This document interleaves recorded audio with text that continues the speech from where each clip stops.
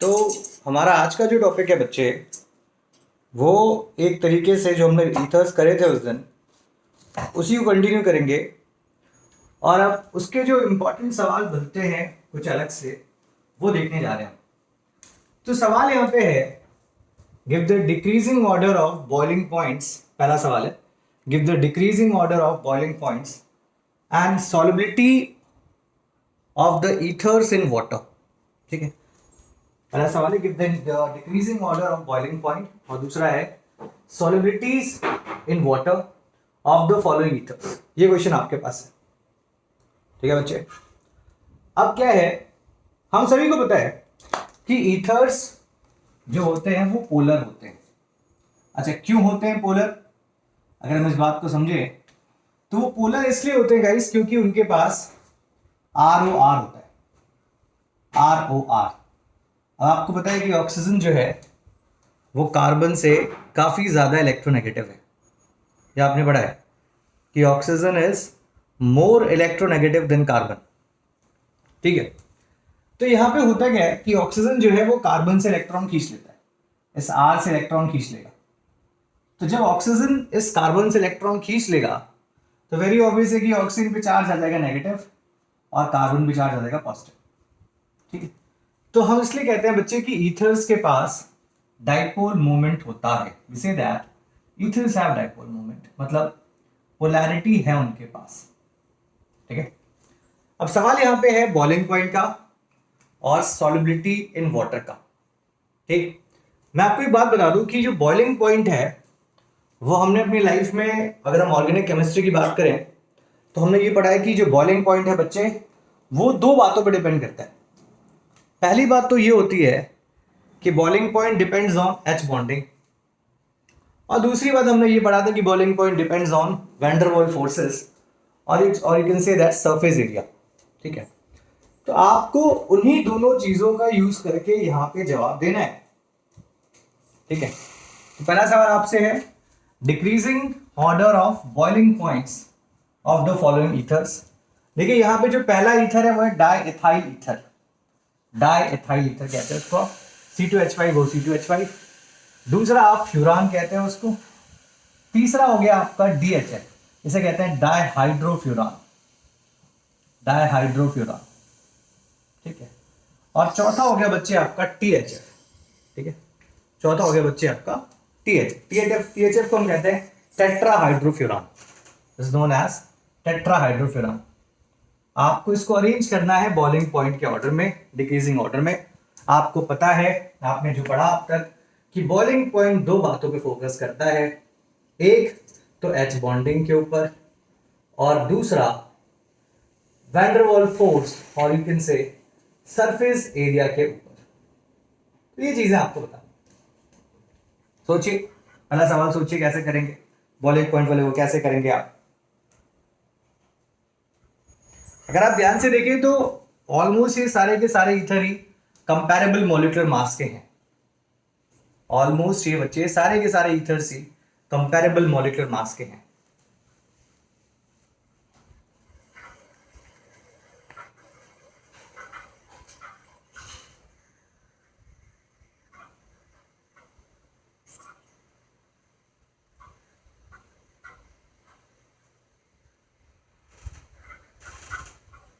समझिए, बहुत प्यारा सवाल है, अगर दिमाग लगा पाएंगे तो बहुत प्यारा क्वेश्चन है।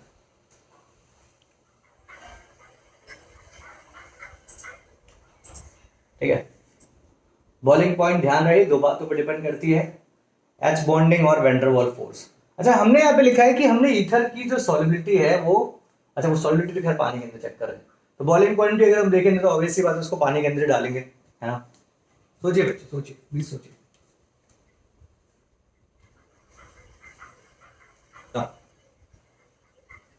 अब देखिए ऐसे सवाल करते कैसे हैं, कैसे हम इन्हें जज करेंगे। बड़े अच्छे सवाल है, बड़े हाई लेवल के क्वेश्चन है गाइस, छोटे मोटे लेवल के नहीं। तो सबसे पहले हम देखो पहला करने जा रहे हैं बॉइलिंग पॉइंट के बारे में। तो बॉइलिंग पॉइंट हमने लिखा H बॉन्डिंग और वैन डर वाल्स फोर्स पे डिपेंड करेगा मेनली। अब आपको पता है कि ईथर में तो H बॉन्डिंग होगी नहीं लॉजिकली, बिकॉज H बॉन्डिंग के लिए O को लगा होना चाहिए H के साथ, बट यहाँ पे अगर हम ध्यान से देखें तो ऐसा कोई भी O नहीं है तो डायरेक्टली H के साथ लगा है ना। So within the ether, so बच्चे H बॉन्डिंग नहीं है, ठीक। तो अब सवाल चला गया वैन डर वाल फोर्स के पास, ठीक। मैंने क्यों बोला, देखिए बॉइलिंग पॉइंट दो बातों पर डिपेंड करेगी, H bonding and when der Waal force. मैंने आपसे कहा कि विद इन द ईथर तो बच्चे अपने माइक बंद करो please. With in the ethers तो H बॉन्डिंग है नहीं, ठीक है, क्योंकि H बॉन्डिंग होने के लिए O को लगा होना चाहिए H के साथ, जो किसी भी केस में हमको दिखाई नहीं दे रहा है। तो H बॉन्डिंग वाला फैक्टर तो रूल आउट कर गया। अब बचा वैन डर वाल फोर्स वाला। अच्छा, हमने लाइफ में ये सीखा है 11th में कि जो वैन डर वाल फोर्स है बच्चे, वैन डर वाल फोर्स, तो van der Waal force is directly proportional to surface area. ये हमने ऑर्गेनिक केमिस्ट्री में सीखा, ये हमने जो है स्टेट्स ऑफ मैटर में सीखा, ठीक है। तो van der Waal force is directly proportional to बच्चे सरफेस एरिया, ठीक। तो अब अगर आप ध्यान से सोचें और देखें ध्यान से, तो हमें ये समझ में आ रहा है कि ये तीनों स्ट्रक्चर तो कॉम्पैक्ट हैं as compare to this structure. अगर हम ध्यान से समझे बच्चे, तो ये तीनों स्ट्रक्चर तो कॉम्पैक्ट माने जाएंगे as compare to this structure. तो मतलब ये जो स्ट्रक्चर है इसका सरफेस एरिया ज्यादा बड़ा है, ओपन है, तो इसीलिए बच्चे मेरे हिसाब से सबसे ज्यादा बॉइलिंग पॉइंट मुझे एक ही लग रही है गाइस, ठीक ना। अच्छा, अब क्यों मैंने बोला, क्योंकि ये तीनों बच्चे कॉम्पैक्ट है। अब अगर हम इन तीनों में बात करें कि किसकी बॉइलिंग पॉइंट ज्यादा, ठीक है, मतलब अगेन हम सरफेस एरिया को देखेंगे गाइस, बहुत प्यारा सवाल है। तो यहां पे अगर आप ध्यान से देखें तो van der Waal force directly proportional to surface area. अच्छा, हमने एक बात और पढ़ी थी कि वैन डर वाल फोर्स जो है वो मॉलिक्यूलर मास के भी डायरेक्टली प्रोपोर्शनल होता है, मॉलिक्यूलर मास के। तो बच्चे अगर आप ध्यान से समझ सकते हो तो सवाल को प्लीज समझिएगा कि यहां पे जैसे जैसे H हटेंगे इन तीनों में, भले ही H का मॉलिक्यूलर मास 1 ही है, बट जैसे जैसे H हटेंगे इन तीनों में वैसे वैसे इनका मॉलिक्यूलर मास घटेगा। तो आप देख रहे हैं कि यहाँ पे 2 डबल बॉन्ड है, यहाँ पे 1 डबल बॉन्ड है, और बच्चे देखो यहाँ पे एक भी डबल बॉन्ड नहीं है। तो जैसे जैसे H घटेगा वैसे वैसे मॉलिक्यूलर मास घटेगा। तो इसीलिए A के बाद बच्चे जाना चाहिए D के पास, ठीक। D के बाद जाएगा बच्चे ये आपका C के पास, और C के बाद जाएगा बच्चे ये आपका B के पास। तो ये है इसका बॉइलिंग पॉइंट का ऑर्डर बच्चे, ये आप ध्यान रखेंगे। थोड़ा सा सवाल हटके था, जनरली किताब में इतना सोचने को नहीं बोलते, बट हमको सोचना है क्योंकि हमें दिमाग लगाना है, अच्छे सवाल करने हैं। कॉन्सेप्ट सीखो, कॉन्सेप्ट क्लियर होना चाहिए, ठीक है ना।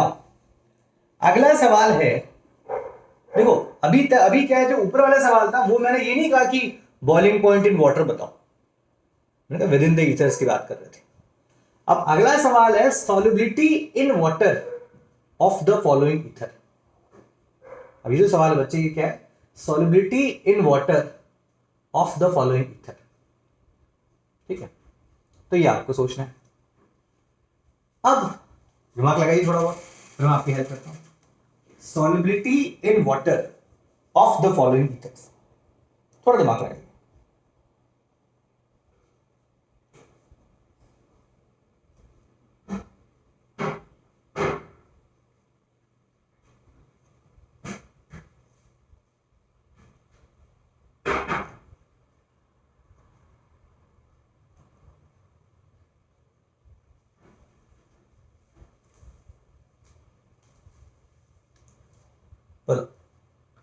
Solubilities in water of the following ether.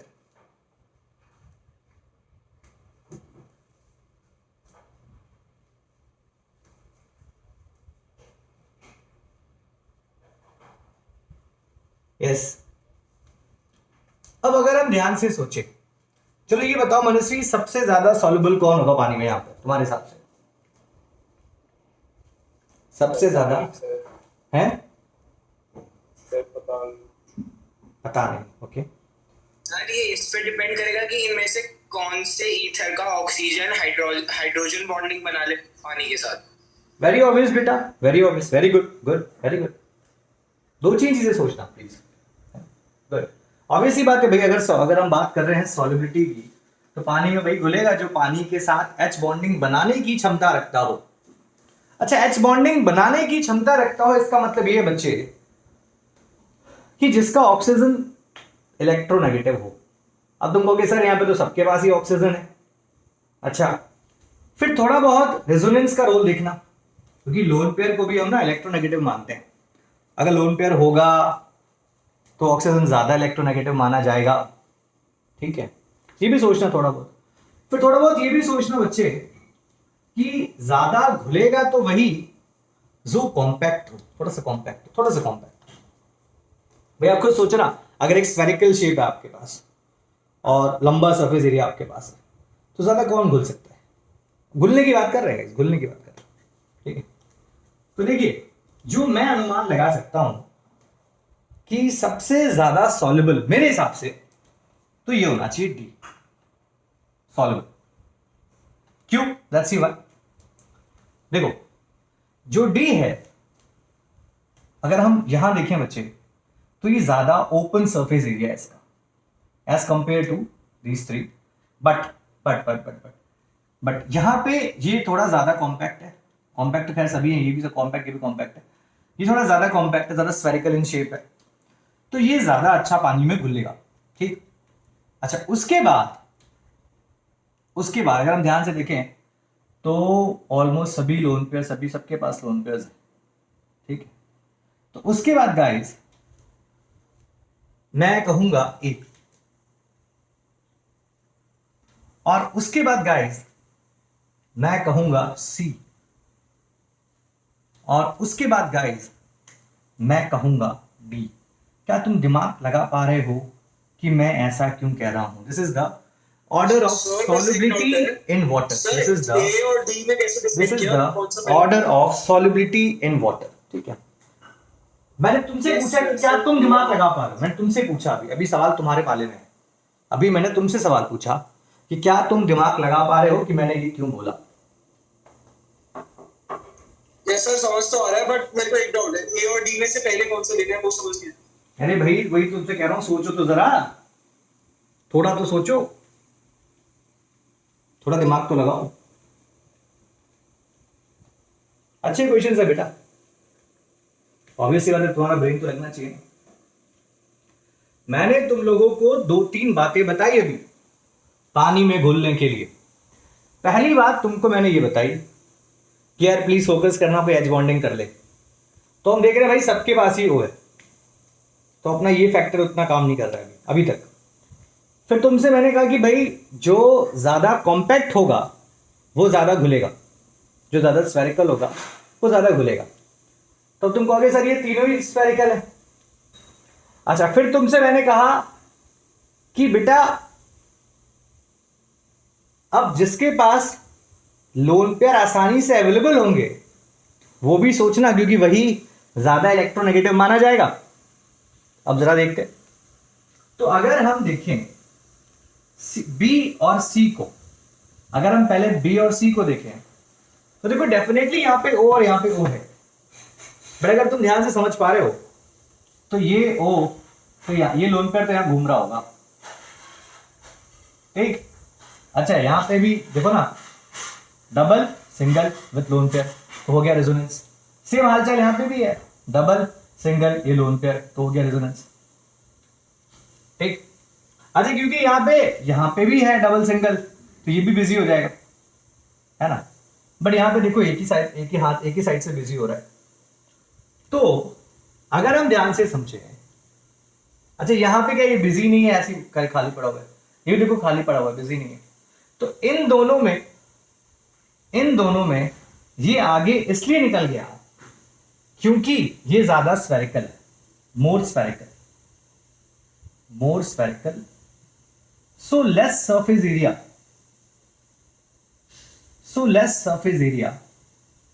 So it can be easily dissolve. Focus करना बच्चे, more spherical, so less surface area, so it can be easily dissolve. अच्छा, अब अगर हम, क्लियर हो गया, अब अब देखो 1 2 3, अब यहां पे क्या चला गया, ये स्फेरिकल तो नहीं है लेकिन इसके पास जो लोन पेयर है वो आसानी से अवेलेबल है। तो ये जो O है ये अपना एक्चुअल नेचर यहां पे दिखाएगा, ये एक अच्छा खासा इलेक्ट्रोनेगेटिव माना जाएगा और ये H बॉन्डिंग पानी के H के साथ H बॉन्डिंग करने की क्षमता रखेगा। बट अगर हम इसको देखें यहां पे, तो यहां पे O का लोन पेयर भयंकर बिजी है, उसकी वजह से O भी बिजी हो गया। तो ये इस O की टेंडेंसी इतनी नहीं है H बॉन्डिंग दिखाने की। अच्छा अगर इसको देखें तो क्योंकि यहाँ पे जो दो जगह ऑल्टरनेट सिंगल डबल है तो ये तो बहुत ज्यादा ऑक्यूपाइड है। बट अगर यहां देखें बच्चे तो यहाँ पे एक ही जगह पे ऑल्टरनेट सिंगल डबल है, तो ये जो है ये इससे कम ऑक्यूपाइड है। तो इसीलिए सबसे लास्ट होना चाहिए, हमने क्या लिखा है DAC और B होगा ना। तो जो सबसे लास्ट होगा बच्चे वो तुम्हारा ये होना चाहिए, सबसे लास्ट दिस वन। उसके बाद फिर ये होना चाहिए, सबसे लास्ट ये, फिर ये, उसके बाद ये और एट लास्ट ये। इसलिए मैंने आंसर ऐसे बोला। अब तो प्लीज एक बार समझ लो, तुम्हें डाउट हो मुझसे प्लीज बातचीत करो, बट यहां तक तुमको समझ में आना चाहिए। हाँ जी समझ गया सर। समझ गए, बहुत प्यारा सवाल था बच्चे। सर ए और डी वाला एक और बार बता दूं एंड। बेटा ए और डी मैंने आपको ये बोला बच्चे कि जब हम सॉल्युबिलिटी इन पानी की बात करते हैं तो आप ये देखो कि अगर किसी का सरफेस एरिया बहुत बड़ा है और किसी का सरफेस एरिया छोटा सा है तो कौन जल्दी घुल जाएगा? दिमाग लगाओ। स्मॉल सर पीछे का वाला स्मॉल। तो अब इन दोनों में चेक करो किसका सरफेस एरिया कम है टेट्राहाइड्रोफ्यूरॉन का, है ना? ठीक है, तो इसलिए ये आगे चला गया इससे। अच्छा अब ये इन दोनों से क्यों आगे चला गया? अब देखो क्योंकि वो दोनों बिजी है। क्योंकि अब इन दोनों ही तो बिजी है, इनका O तो बिजी है रेजोनेंस की वजह से, इसका O भयंकर बिजी है, इसका O कम भयंकर बिजी है।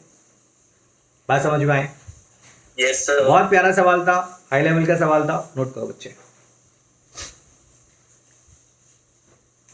और जब हो जाए तो मुझे बता देना, मैं ड्राफ्ट कर दूंगा। आंचल आपको समझ में आया? Yes sir. गौरव आपको बच्चे? जी सर। गुड बच्चे गुड।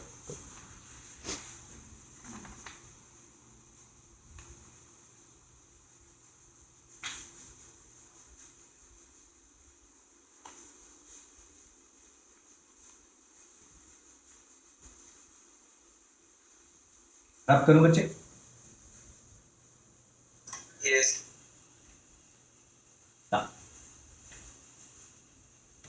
तो हमने ये सीखा कि अगर कोई हमसे कभी पूछे कि ethers are soluble in water तो हमको जवाब क्या देना है? यस, ध्यान रखना है इसको। So guys ethers are soluble in water, ठीक है? क्योंकि अगर हम जनरल स्ट्रक्चर देखें ईथर का और अगर हम पानी में सॉल्युबिलिटी को चेक करें, एच बॉन्डिंग की बात चेक करें, तो हम ये समझेंगे कि वो एच बॉन्डिंग करेगा कैसे। गाइस देखते हैं वो भी। तो देखो जैसे मान लो हमारे पास ये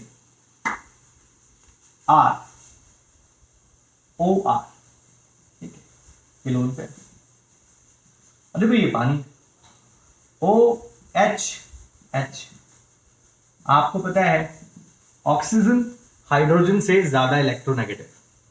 तो ऑक्सीजन क्या करेगा बच्चे? वो हाइड्रोजन के इलेक्ट्रॉन को खींचेगा, तो बेचारा हाइड्रोजन चिल्लाएगा। और इसकी आवाज कौन सुन रहा है? ईथर का O। तो यहां पे जो बना बच्चे ये कहलाएगी एच बॉन्डिंग, ठीक है? तो ध्यान रखना, ethers can form H bonding with water and ethers are polar also, so we can conclude that ethers are soluble in water. ये बात आप लोग ध्यान रखेंगे, ethers are soluble in water, ठीक है? बहुत प्यारा क्वेश्चन थे। आगे चलते।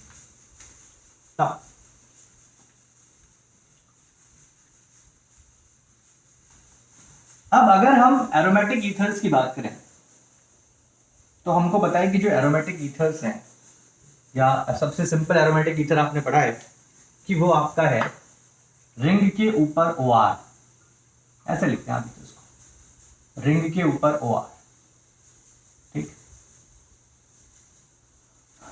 अब आपने बताया बच्चे कि जब हमने रिंग के ऊपर OR लिखा तो इसका मतलब है कि प्लस आर इफेक्ट लगाए, क्योंकि यहाँ पे लोन पेयर है। तो जब ये प्लस आर इफेक्ट लगाएगा रिंग को इलेक्ट्रॉन देगा, तो यहाँ पे नेगेटिव, यहाँ पे नेगेटिव और यहाँ पे नेगेटिव आएगा। तो इसका मतलब है ईथर्स जो है वो बड़े आसानी से इलेक्ट्रोफिलिक एरोमेटिक सब्स्टिट्यूशन रिएक्शन दिखाएंगे। ईथर्स जो है बच्चे वो बड़े आसानी से इलेक्ट्रोफिलिक एरोमेटिक सब्स्टिट्यूशन रिएक्शन दिखाएंगे। और हम ये भी कह सकते हैं कि ईथर्स जो है वो एक इलेक्ट्रोफाइल के अटैक को फैसिलिटेट करते हैं, अलाउ करते हैं अटैक करने को। ठीक है, तो ये आपने ध्यान रखना है। नाउ अब आपके एनसीईआरटी में पूरा एक सवाल ही है इसके ऊपर कि carry out the electrophilic aromatic substitution reactions of ethers. ठीक है, तो जिन लोगों ने 11th नहीं पढ़ी या कम पढ़ी या इनको नहीं पता कि क्या होता है ये ऐसा, वो जरा समझेंगे इसको। तो सबसे पहले जब हम ईथर्स की रिएक्शन कराते हैं तो लेट्स सपोज कि मेरे पास है ये कंपाउंड, इसे हम कहेंगे एनिसोल, इसे हम कहेंगे बच्चे एनिसोल, एनिसोल। ठीक, this is known as anisole chemically, या इसका एक और नाम होता है मेथॉक्सीबेंजीन, इसे कहते हैं बच्चे मेथॉक्सीबेंजीन। ठीक ना, जब कभी हम इसको ट्रीट करेंगे CH3Cl in the presence of anhydrous AlCl3, इस टॉपिक के बाद मैं आपको एक और बेहतरीन सवाल दूंगा। CH3Cl in the presence of anhydrous AlCl3, तो आपको पता होना चाहिए बच्चे कि ये फ्रिडल क्राफ्ट एल्काइलेशन की बात मैं कर रहा था यहाँ पे, फ्रिडल क्राफ्ट एल्काइलेशन। तो जिन लोगों ने फ्रिडल क्राफ्ट एल्काइलेशन नहीं पढ़ा उनको पता होना चाहिए कि फ्रिडल क्राफ्ट एल्काइलेशन में हम एक लेविस एसिड यूज करते हैं एनाइड्रस AlCl3। ठीक है, ये एक लेविस एसिड होता है जिसका काम जीवन में होता है, it helps in the generation of electrophile. ये बच्चे इलेक्ट्रोफाइल को जनरेट करने में बड़ी हेल्प करता है। इसका जीवन में एक ही काम, एक ही चीज के लिए पैदा हुआ, helps in the generation of electrophile. तो इसकी वजह से ये Cl दगेबाजी कर जाएगा, यहाँ पे अपने इलेक्ट्रॉन ले लेगा, ये बन गया पॉजिटिव। अब ये जो इलेक्ट्रोफाइल है अब ये अटैक करेगा ऑर्थो या पैरा पे, तो हमको पता होना चाहिए कि among ortho and para, para product is the major product because ortho product पे स्टेरिक हिंड्रेंस लग जाती है। तो हमें कुछ ऐसा मिलेगा, या तो ये मिलेगा और ये मिलेगा। और हमको पता होना चाहिए बच्चे कि para product is the major product. Major क्यों? Because ortho position is sterically hindered. हम कहते हैं कि जो ऑर्थो पोजीशन है बच्चे, देखो यहाँ पे ऑलरेडी ग्रुप लगा हुआ है तो ये इसको अवॉइड करेगा लगने के लिए यहाँ पे, तो हम कहते हैं कि ortho position is sterically hindered. ठीक है, तो ये आपने ध्यान रखना है। नाउ दूसरी चीज, अगर हम बात करें फ्रिडल क्राफ्ट एसाइलेशन की इसके, तो दो तरीके आपने समझने हैं। पहला आपको समझना है कि अगर आप इसको ट्रीट करेंगे CH3COCl से, CH3COCl in the presence of anhydrous AlCl3, आगे देखिए यहां पे जो anhydrous AlCl3 वो हेल्प करेगा जनरेशन ऑफ इलेक्ट्रोफाइल में। तो यहां पे बच्चे क्या होगा, इसे हम कहते हैं, जिसको नहीं पता मैं बता देता हूं, इसे कहते हैं असाइल ग्रुप, असाइल ग्रुप। ठीक, और जो हम करने जा रहे हैं उस रिएक्शन को कहते हैं फ्रिडल क्राफ्ट एसाइलेशन। ध्यान रखना बच्चे, इसे कहेंगे Friedel Crafts acylation, Friedel Crafts acylation. तो हम कहते हैं कि introduction of acyl group on the benzene ring is known as Friedel Crafts acylation in the presence of anhydrous AlCl3। तो यहां पे क्या होगा बच्चे कि ये Cl इलेक्ट्रॉन खींच लेगा, तो देखो ये नेगेटिव और देखो बच्चे पॉजिटिव, ये अटैक करेगा अगेन ऑर्थो पैरा पे। तो आपको पता है, मैंने बताया कि para is the major one, तो हम कुछ ऐसे बना के समाप्त कर देंगे OCH3, और ये हो गया आपका COCH3 प्लस अगेन OCH3, और ये हो गया आपका COCH3। ठीक ना, अब यहां पे एक सवाल मैं आपसे पूछता हूं, आप मुझे बताइएगा इसके ऊपर। सवाल आपसे यहां पे ये है कि लेट्स सपोज कि कल को मैं इसका नाइट्रेशन कराऊंगा, इस ग्रुप का HNO3H2SO4, तो आपने पढ़ा लाइफ में कि इससे निकलेगा NO2 प्लस, ठीक, जो कि इलेक्ट्रोफाइल होता है। अब आप मुझे बताइए बच्चे, ये किस पोजीशन पे अटैक करेगा? यहां पे A है, यहां पे B है, यहां पे C है, यहां पे D है। ये आपने सोचना है, ठीक है? बताइए ये किस पोजीशन पे अटैक करेगा? A B C D। ध्यान से सोच के बताइए, जल्दबाजी मत करिए। Sir A A B sir A और बी कर सकता है। ए बी पे ओके सर बी और बी। ओके, अगर हम ध्यान से समझे तो गौरव ये बताओ कि क्या अब जो दोनों ग्रुप लगे हैं उन दोनों ग्रुप का नेचर सेम है? नहीं सर। ठीक है, क्या दिक्कत है दोनों में, क्या गड़बड़ आ रही है? सर OCH3 प्लस आर दिखा रहा है और दूसरा वाला माइनस आर। आपने कैसे कहा कि दूसरा वाला माइनस आर दिखा रहा है? क्योंकि कार्बन पे लगे ऑक्सीजन नहीं, कार्बन के साथ जो है वो डबल बॉन्ड लगा हुआ है। वेरी दो गुड, भी- एकदम सही, गुड गुड गुड। क्योंकि जो ये केस है ऊपर वाला, यहाँ पे देखो बच्चे बोलते हैं, और जो नीचे वाला केस है बच्चे, यहाँ पे ये ऐसे लगा है, ठीक। तो आप देख रहे हो कि ये लगाएगा माइनस आर और ये लगाता है प्लस आर। तो मैंने आपको सिखाया था कि जब कोई ऐसा केस फंसे जहां पे दोनों इफेक्ट अलग अलग हों, तो आपने ये सोचना है ऐसी पोजीशन पे भेजा जाए जो पोजीशन दोनों के लिए कॉमन हो। तो अगर मान लो मैं यहां भेज दूं डी पे, तो क्या ये गलत है कि सही? डी पे, can I send this NO2 on D? D पे तो भेज ही सकता। तो गलत हो जाएगा। हाँ, तो देखो अगर मैं यहां देखूं तो ये पोजीशन इसके लिए ऑर्थो है और ये पोजीशन देखो गाइस इसके लिए मेटा है। तो या तो मैं A पे भेज सकता हूं या तो मैं B पे भेज सकता हूं। ये आप लोग को पता होना चाहिए बच्चे, या तो ये A पे जाएगा या तो ये B पे जाएगा। ठीक है बच्चे, समझ गए? बोले समझ में आया सबको? बोले यार। Yes sir. Yes sir. Good, very good. तो ये हमें ध्यान रखना। तो ऐसे सवाल बीच बीच में बनेंगे, आपको फिगर आउट करना है। अभी जो सवाल देने वाला हूं कुछ देर के बाद बहुत तगड़ा सवाल है, तो ध्यान से दिमाग लगाइएगा। तो ये था फ्रेंडली क्राफ्ट, एल्काइलेशन, एसाइलेशन, फिर नाइट्रेशन भी आप देख ही गए कि नाइट्रेशन का रीजन क्या होता है। हैलोजिनेशन भी आपको पता ही है कि वहां पे हम Br2 या फिर Cl2 को लेके जाते हैं। जिन लोगों को नहीं पता उन्हें फिर से बता दूं कि अगर हमें कभी हैलोजिनेशन कराना होता है रिंग पे, तो हमको ध्यान रखना होता है कि अगर क्लोरिनेशन कराना है तो यूज करते हैं Cl2/एनहाइड्रस AlCl3। ठीक है, तो यहां से बच्चे ये निकल जाता है Cl+, बीइंग इलेक्ट्रोफाइल अटैक करेगा रिंग के ऊपर। अगर कल को हम इसको कराएंगे OCH3 के ऊपर की प्रेजेंस में, तो ऑब्वियस सी बात है कि ये ऑर्थो पैरा डायरेक्टिंग ग्रुप होता है, तो ये जो इलेक्ट्रोफाइल है ये ऑर्थो या पैरा पोजीशन पे जाएगा।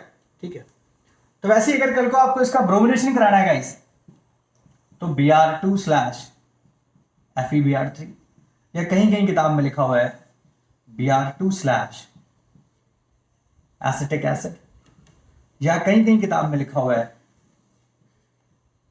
Br2/कार्बन डाइसल्फाइड। तो ये 3 रिएजेंट आप ध्यान रखेंगे, इनमें से कोई सा भी एक यूज कर सकते हैं, जो बेस्ट होगा वो ये और ये वाला है। ठीक है, तो इन दोनों को यूज करके आप यहां से Br+ निकाल सकते हैं, जो कि अटैक करेगा ऑर्थो या पैरा पोजीशन पे। सर हाँ बेटा, सर AlCl3 और FeBr3 तो लुईस एसिड होते हैं, क्या जी। सर ये दोनों जो नए वाले हैं ये भी लुईस एसिड होते हैं? नहीं बेटा, देखो ये लुईस एसिड, कैसी बात है तुम मनस्वी करते हो, कभी कभी दिल को दुखी कर देते हो मेरे। ये क्या ये लुईस एसिड हो सकता है मनस्वी? सर वही मैं पूछ रहा हूँ, फिर इनकी वर्किंग कैसे है? मतलब वो तो हमको बताया था कि लुईस एसिड होते हैं तो वो उसका Cl खींच लेते हैं, बट फिर ये कैसे करते हैं? अब ये क्या करते हैं, क्योंकि ये भी एसिडिक इन नेचर होते हैं, ये भी एसिडिक इन नेचर होते हैं, ये भी, तो ये जब बीइंग एसिडिक इन नेचर ये इसको प्रोपेल कर, मतलब मजबूर करता है Br+ और Br- को टूटने के लिए। ठीक है, देखो वहां पे क्या है कि ये और ये जल्दी इलेक्ट्रोफाइल को जनरेट कर देंगे, बट ये थोड़ा देर से जनरेट करेगा, तो इसलिए हम इसको प्रेफर करते हैं। जानते हो क्यों? अब एक बड़ी दिक्कत है, शायद तुमको समझ में आए या शायद ना आए, तो प्लीज समझने की कोशिश करना। बच्चे ध्यान से देखो, मैंने आपसे बोला कि इन तीनों पाथ में मैं इस पाथ को या इस पाथ को प्रेफर करूंगा, ये बोला मैंने आपसे। क्यों ऐसा बोला देखो, अब आप देख रहे हो कि यहां पे लोन पेयर है, और देखो बेटा FeBr3 एक लेविस एसिड है या AlCl3 एक लेविस एसिड है। तो यहां पे होता क्या है कि इस रिएक्शन को हमें एक स्पेसिफिक कंडीशन में स्पेसिफिक टेम्परेचर पे कराना पड़ता है, क्योंकि अदरवाइज ये जो लेविस एसिड है, अब लेविस एसिड का मतलब क्या है, जो इलेक्ट्रॉन डेफिशिएंट, जो गरीब हो, ये खुद ही जाके अटैक कर देता है इसके ऊपर। तो जब अगर ये खुद ही अटैक कर देगा नॉर्मल केसेस में, तो यहां पे प्लस चार्ज आ जाएगा O के ऊपर, और जैसे ही O पे प्लस चार्ज आया, अब देखो ये उल्टा बिहेव करेगा, इलेक्ट्रॉन विड्रॉइंग हो जाएगा। तो इसीलिए हम कोशिश करते हैं, या आपकी बुक कोशिश करती है कि उससे दो जगह ऐसे मीडियम लिखे हैं, या तो इसको लिखा है या तो इसको लिखा है। तो देखो ये लेविस एसिड नहीं है, but still they help in generation of electrophile, but थोड़ा रेट उसका स्लो है। जो तो मैं रिएक्शन मैकेनिज्म, जब इसका रिएक्शन मैकेनिज्म पढ़ोगे तो इसका जो रेट है बहुत स्लो है, और जो इसका रेट है बड़ा फास्ट है। बट इनके साथ दिक्कत क्या है कि खुद जाके बाइंड अप हो सकते हैं। तो हम अवॉइड करते हैं कि इनको ना यूज करके हम इन दोनों को यूज करें। बोलो एनसीईआरटी में एग्जांपल कौन सा वाला बेटा, कौन सा वाला? सरी नीचे वाले CH3COH वाले। हाँ वही तो मैंने आपसे कहा कि ये दोनों आपकी किताब में है। उसका रीजन यही है, देखो हमें 11th में पढ़ाया जाता है कि भैया इनमें से कुछ भी यूज करो चलेगा, ऐसा नहीं। जब रिएक्शन मैकेनिज्म पढ़ोगे तो वहां पे समझ में आना चाहिए कि ये जो है खुद ही लेविस एसिड है, तो ये जाके बाइंड अप कर जाएगा। अच्छा देखो ये लेविस एसिड नहीं है, ये एक वीक ऑर्गेनिक एसिड है, बट इसका काम भी क्या है, इसका काम है helps in generation of electrophile, but the rate is very slow. अब रिएक्शन हो ना और रिएक्शन देर से हो, तो हम किसको प्रेफर करेंगे कि भैया चलो रिएक्शन देर से ही कराओ यार, बट कराओ तो सही, समझे? Yes sir. Okay now next.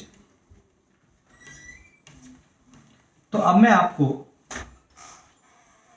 एक सवाल देने जा रहा हूं, ध्यान से करिएगा इसको।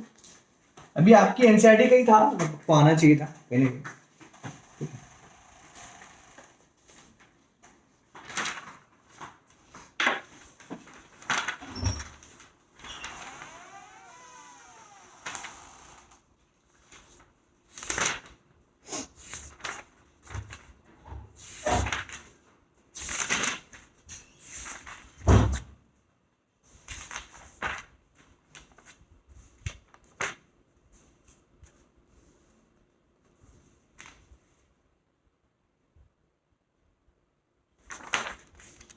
ठीक है गाइस, सवाल है आपके पास। ये जो बुक है, देखिए ये आप जिस बुक से कर रहे हैं सिंगेज है, this is for very high level book है ये, ठीक है। तो सवाल देखते हैं बच्चे। सवाल है कि there are two pathways, please write the question guys. There are two pathways for the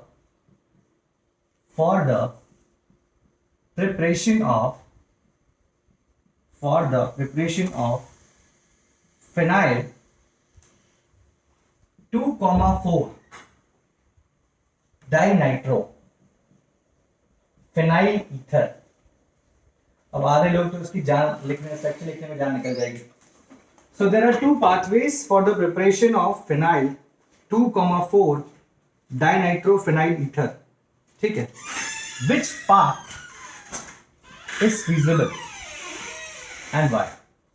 Which path is feasible and why? ठीक है बच्चे, कौन सा पाथ आपके हिसाब से feasible है और क्यों? मैं तो दोनों पाथ लिख रहा हूं बच्चे। पहला पाथ है पाथ 1,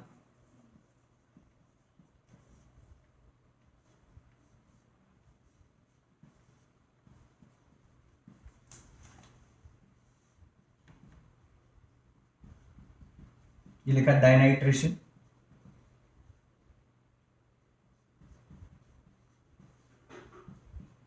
सवाल टफ है थोड़ा, अगर आप समझ पाए तो।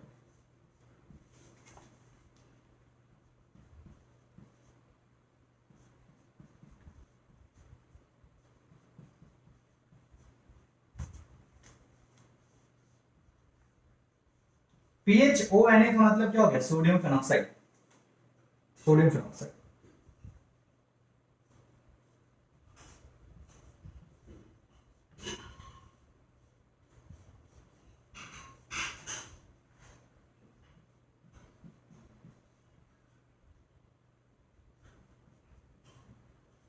ये आपका सर ये कंपाउंड है फिनाइल 2,4 डाइनाइट्रोफिनाइल ईथर। ये पाथ 1 है, दूसरा पाथ 2।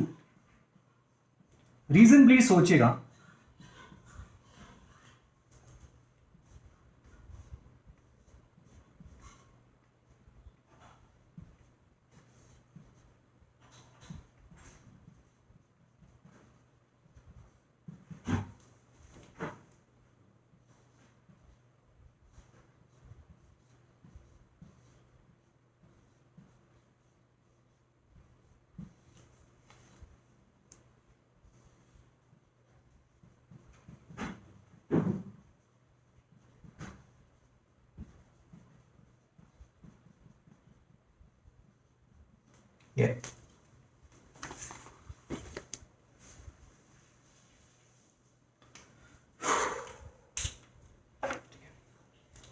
ये आपका कंपाउंड सी है, इसको हम लोग बच्चे सी कह देते हैं।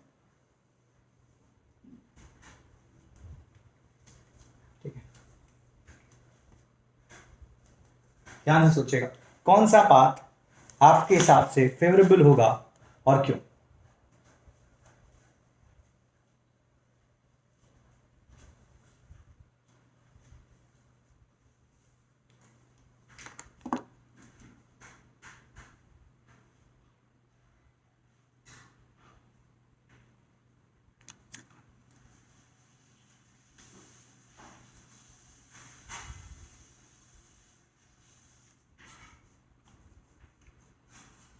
अब आप देख रहे हैं कि आपने एक चीज नहीं सीखी कि नाइट्रेशन करने के लिए आप ये रिएजेंट भी यूज कर सकते हैं। गाइस आपको बताइए क्या है, व्हाट इज Ac2O? केमिस्ट्री में AC किसके लिए लिखते हैं? जब आप एसिटिक एनहाइड्राइड को बनाएंगे ना उसके लिए। देखिए N2O5 से भी निकलता है NO2+। अच्छा, अगर मैं आपको थोड़ा बहुत ही सवाल समझाऊं तो ये कहना चाह रहा है सर। हाँ सर मैं थोड़ा रीजन तो नहीं बता पाऊंगा, बट मेरे को ऐसा लग रहा है कि पाथ 1 होगा। मतलब मेरा रीजन शायद थोड़ा बेकार सा हो, बट मेरे को लग रहा है पाथ 1 होगा। मनसी ऐसा मत कहा करो बेटा, तुम बहुत इंटेलिजेंट हो। प्लीज मनसी बेटा, बेकार क्यों कहते हो? इतने समझदार हो बच्चे, पता है ढूंढने से नहीं मिलते ऐसे बच्चे। ऐसे मत कहा करो बेटा प्लीज। गाइस सोचो आप लोग, पहले तो आप लोग ये नोटिस करिएगा कि ये भी एक तरीका है नाइट्रेशन करने का। ठीक है, ध्यान रखिएगा इस चीज को। तो यहाँ पे एसिटिक एनहाइड्राइड है, ये N2O5। अच्छा मनस्वी, अगर तुम सोच पा रहे हो बच्चे, अगर तुम सोच पा रहे हो बच्चे, देखो यहाँ पे ये ब्रोमीन आपको पता है ऑर्थो पैरा डायरेक्टिंग होता है। ठीक, तो ये क्या करेगा, ये इलेक्ट्रॉन डेंसिटी यहाँ पे बढ़ा रहा है और यहाँ पे बढ़ा रहा है। यहां तक ठीक है? हाँ जी सर। अब यहां से अपना NO2+ निकला। अच्छा, डाइनाइट्रेशन बोला मतलब 2 मोल निकलेगा। यहां तक समझ में आ रही कहानी? समझ में आ रही इसकी नहीं आ रही? हाँ जी सर। इसका तो जब ये डाइनाइट्रेशन करेगा यार, तो दो, क्योंकि अपन ने लिखा है यहाँ पे डाइनाइट्रेशन, तो एक NO2+ इधर जाएगा, एक N2+ इधर जाएगा। ठीक, इधर पैरा पे। तो यहां तक तो समझ में आ गया। अच्छा, ऐसा बना। फिर आप देख रहे हो कि ये इलेक्ट्रॉन विड्रॉइंग ग्रुप है, बोले। तो जब ये इलेक्ट्रॉन विड्रॉइंग ग्रुप है तो आपको पता है कि ये ब्रोमीन की हालत खराब करने वाला है। यहाँ पे भाई ब्रोमीन जो यहाँ पे पार्शियल डबल बॉन्ड बनाएगा इस लोन पेयर की वजह से, उसकी हालत खराब करेगा ये। तो इस बॉन्ड को क्लीव करना आसान है क्योंकि ये दोनों इलेक्ट्रॉन विड्रॉइंग ग्रुप लगे हुए हैं। तो अब यहाँ पे क्या हो गया यार कि ये देखो, ये PHONA को अपन ऐसे लिख सकते हैं गाइस, रिंग के ऊपर ONA, रिंग के ऊपर ONA, PH मतलब फिनाइल। तो ये नेगेटिव और ये पॉजिटिव। तो यहां पे क्या हुआ बच्चे कि ये जो न्यूक्लियोफाइल है, देख रहे हो, PHO- इज न्यूक्लियोफाइल। तो ये जो न्यूक्लियोफाइल है फिनॉक्साइड आयन, ये जाके बड़े आसानी से इसको रिप्लेस कर देगा। बोलो क्या कहते हो? क्योंकि 2 इलेक्ट्रॉन विड्रॉइंग ग्रुप लगे तो इस बॉन्ड को क्लीव करना आसान है। तो ये जो इलेक्ट्रॉन विड्रॉइंग ग्रुप है इनकी वजह से जब ये बॉन्ड क्लीव हो जाएगा तो ये बड़े बड़े आसानी से जाके इसको रिप्लेस करेगा। तो मतलब यहां पे आ जाएगा ONA, सॉरी यहां पे आ जाएगा OPH। तो अभी क्या अपने पास देखो एक ही रिंग था, अब O और बेंजीन रिंग जाके हमें जुड़ जाएगा एक और। तो देखो O और बेंजीन रिंग जाके जुड़ गया, ठीक है। और देखो ये NO2 यहीं पे लगे हुए हैं, ऐसा कुछ लग रहा है मुझे, आप भी सोचिएगा। अगर किसी स्टेप में गड़बड़ लग रही है तो देखिएगा प्लीज, ठीक है। अच्छा फिर आंचल क्या तुम मुझे इस पूरे स्टेप में कोई गड़बड़ बता सकती हो बेटा? देखो यार सवाल वही था, खाली किस किताब का है उससे अप्रोच चेंज हो गया। ये अपन ने पढ़ा है आंचल? Yes sir. बेटा यहाँ पे आपको कुछ समझ में आ रहा है कहाँ गड़बड़ हो रही है? मनसी आपने एकदम सही कहा था बच्चे, गुड, वेरी गुड। सर वो पार्शियल डबल बॉन्ड आसानी से टूटेगा नहीं इसमें बस। अच्छा सर मैं बताऊं? नहीं बेटा रुको, मनसी रुको बच्चे, लेट अस आंसर प्लीज। आंचल बोलो। सर यहाँ इलेक्ट्रॉन विड्रॉइंग ग्रुप तो लगा ही नहीं है, तो हाँ तो इसे क्लीव करना पॉसिबल नहीं है, पहली चीज। Yes sir. ठीक, जब यहां पे बच्चे इलेक्ट्रॉन विड्रॉइंग ग्रुप लगा ही नहीं है तो पहली बात तो इसे क्लीव करने में हमारी हालत खराब होने वाली है, ठीक है। अच्छा एक चीज आप ये भी समझना आप सभी लोग कि क्योंकि यहां ये जो न्यूक्लियोफाइल है ना बेटा, समझना कुछ चीजों को। ये जो न्यूक्लियोफाइल है ये बहुत स्ट्रांग है, देख रहे हो ये है। आंचल दिखाई दे रहा है बच्चे? Yes sir. ये बहुत तगड़ा न्यूक्लियोफाइल है बच्चे, फेनॉक्साइड आयन। तो इसके लिए इसको तोड़ पाना आसान है बिना इलेक्ट्रॉन विड्रॉइंग ग्रुप के। मतलब रिएक्शन होगी देर से लेकिन हो जाएगी। तो हम जो वहां पे पढ़ते थे कि ये बॉन्ड क्लीवेज पॉसिबल नहीं है, वो तब के लिए था जब हम एक सिंपल न्यूक्लियोफाइल को यूज करते थे, हल्के फुल्के गोलगप्पे की तरह जो न्यूक्लियोफाइल थे उनको यूज करते थे। यहां पे क्या है, बहुत तगड़ा न्यूक्लियोफाइल है, ये ध्यान रखना। तो अगर कभी ये आ जाए तो समझना कि ये रिप्लेस कर देगा। तो ये जो स्टेप है ये हो गई। लक्ष्य आपको समझ में आ रहा है क्या कह रहा हूं? Yes sir. ये बहुत तगड़ा न्यूक्लियोफाइल है बेटा, ये जाके इसको रिप्लेस करेगा। तो ये स्टेप तो हो गए बच्चे। अब यहां पे बताओ मैंने क्या गड़बड़ कर दी है, ध्यान से देखो प्लीज, ध्यान से देखो। ये बहुत अच्छा सवाल है, बहुत प्यारा सवाल।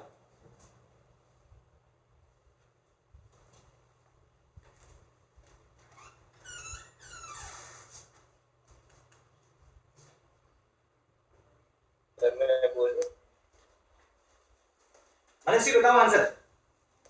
सर मेरे को ऐसा लगता है कि ड्राई नाइट्रेशन से टूट निकलेगा वो। हाँ। NO2 सबसे पहले तो फर्स्ट रिंग के पैरा पे पहुंच जाएगा, ठीक है। उसके बाद जो दूसरा NO2 निकलेगा वो उसी लोकेशन पे नहीं जाएगा, वो दूसरे रिंग के NO पैरा पे पहुंच जाएगा। क्योंकि मतलब उसको ज्यादा इलेक्ट्रॉन रिच पोजीशन वो है एज कंपेयर टू उसका मेटा या उसका ऑर्थो। मनस्वी और सक्षम, जिसको ये बात समझ में आ गई, first of all good clap for both of you, good. बच्चे ये बहुत प्यारा सवाल था, अच्छा सवाल था। आपको ये समझना था कि देखो आपको कई बार बताया मैंने कि जब O के ऊपर लोन पेयर है तो ये कैसे बिहेव करेगा, ये बिहेव करेगा एज ऑर्थो पैरा डायरेक्टिंग। मानते हो? Yes sir. मानते हो?